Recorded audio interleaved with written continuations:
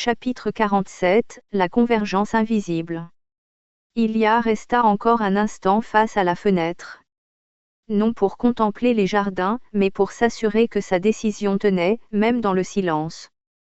Puis il retira sa main du bois. Le geste était simple.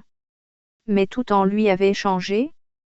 Sans se retourner, il fit un premier pas, puis un autre, traversant les rayonnages avec une précision presque mécanique. Chaque mouvement était calme, maîtrisé, comme si le tumulte venait de se refermer derrière une porte invisible. Il passa près d'Alice sans la regarder. Pas par indifférence. Parce qu'il savait.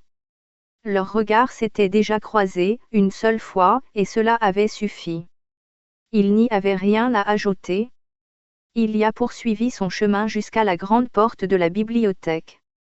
Ses doigts effleurèrent le bois ancien, puis il sortit.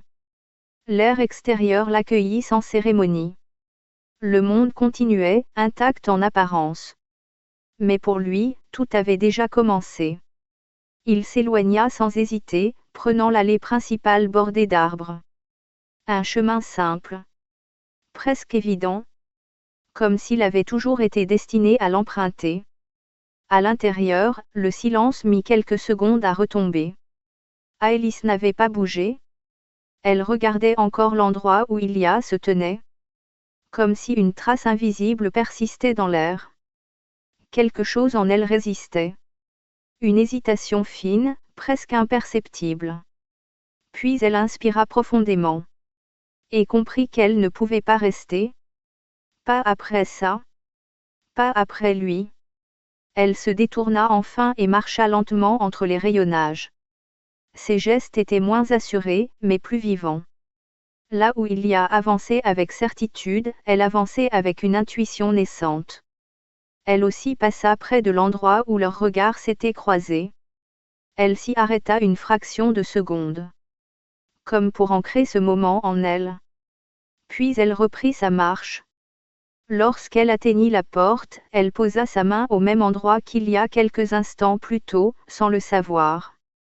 Le bois était encore tiède. Elle fronça légèrement les sourcils, troublée, mais n'insista pas. Elle sortit à son tour.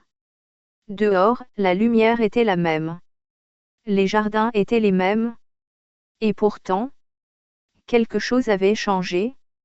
Alice observa les alentours, comme si le monde venait de gagner en profondeur. Puis, presque sans réfléchir, elle s'engagea sur l'allée bordée d'arbres. Le même chemin. À quelques instants près. À quelques pas invisibles. Ils marchaient désormais dans la même direction. Sans le savoir. Sans se voir.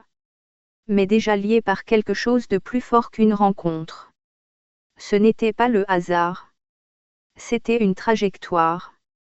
Et quelque part, plus loin sur cette ligne encore invisible, leur chemin se croiserait à nouveau. Inévitablement.